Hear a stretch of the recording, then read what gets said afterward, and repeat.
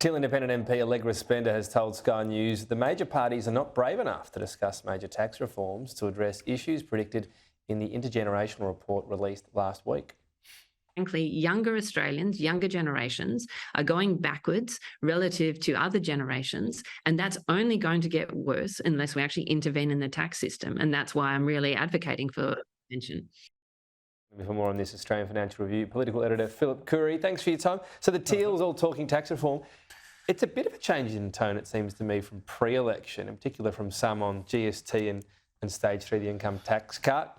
Is it the intergenerational report and you say we better change things? What's your take on this? They're all saying slightly different things, but they all want taxes reformed. Look, it's always easy, Tom, when you don't actually have to own these things. But there's clearly been a groundswell for a long time. The tax system as it is needs a shake-up. But, you know, geez, the last person to try to touch the GST was Turnbull and Morrison when he was his treasurer, and remember that didn't end well. You know, imagine trying to do it now. Bit of a thought bubble too, wasn't it? Well, it was, but Scott Morrison did some serious work on it, and I remember Bill Shorten went up and down the coast complaining about how, remember the famous lettuce conversation. So you just set yourself up for a cost of living campaign every time you mention the GST, and can you imagine it now in this climate? So right now with inflation, we're going to whack up everything by another 5%. So politically, it'd just be so difficult. Both parties would have to agree to do it, and I just can't see it happening. It doesn't happen in periods of low inflation right now. It'd be impossible, and you can't meaningfully reform the tax system unless you're prepared to look at the GST.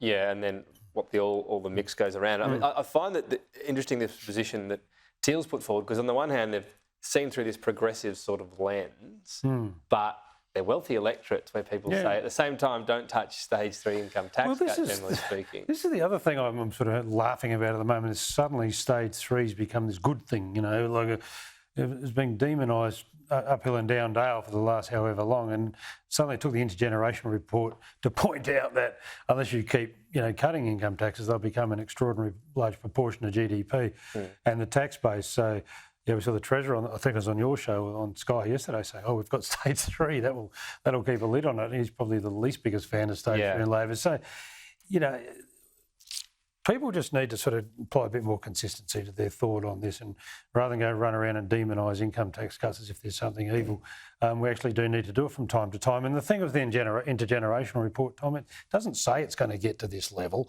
It says if you didn't do anything, it'd get to that level, but it also assumes no government will never do anything. So I think we just all need to take a bit of a breath. So many payments are indexed, income tax is not indexed. No. And you can always say the top percent get this, but then you just keep, the top percent also keep the top bracket that forever, you know, or for 30 years, and it wouldn't really make sense compared to the rest of the world. No, and look, proportionality works both ways. You get a tax cut, you get a higher whack, but you also pay a lot more tax than anyone else.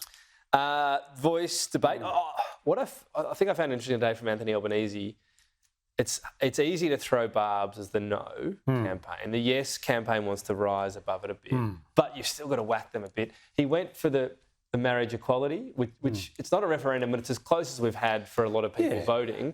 And he said, "Hey, remember these scare campaigns? They didn't turn out to be." Is that a good line of attack? I think it's fair enough, because if you look at the people who are running these lines, they're the same people who ran these lines about same-sex marriage. They're the same people who ran the lines about apologising to the stolen generations. At what stage are we going to say, "Look, we've heard you before, and you were wrong then, and you were wrong then, and what makes you right now?" I mean, Tony Abbott, for example, fought all those things. You know, and that sort of coterie that's opposing this. I mean, it's the same people come out every time and say, you know, the sky's going to fall in, and it doesn't, and everyone sort of cuts them some slack, and something else gets proposed, and they come up with these similar arguments, these what-if arguments. So I think there's a credibility issue there. I do, and I think the Prime Minister's entitled to point it out. And remember cake shops were going to go bust? Yeah. And you know, the churches were going to collapse if we not just go bust, but they'd be forced to make these cakes. And the churches wouldn't be able to practice their doctrine and all this sort of stuff.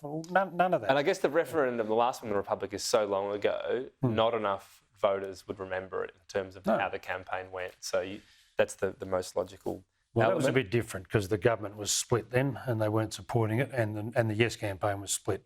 None of those two things. There you go. That's the problem. I don't remember it. So. But you're 40 today, Tom. And no one's mentioning that, Phillip. There's a ban on that. Well, maybe that'll give you some credibility. I remember it well. I'm a bit older than you, and it was a lot different. I mean, it was just as difficult to get the thing up because it was a referendum, but. you know, when you had the Yes campaign fighting amongst itself over models and even the Prime Minister not supporting it, that didn't have a snowflake's chance in hell. I'm going to label you now one of the nation's most erratic Carlton supporters. Like, I think you could... Earlier this year it was doom and gloom. A week ago it was premiership.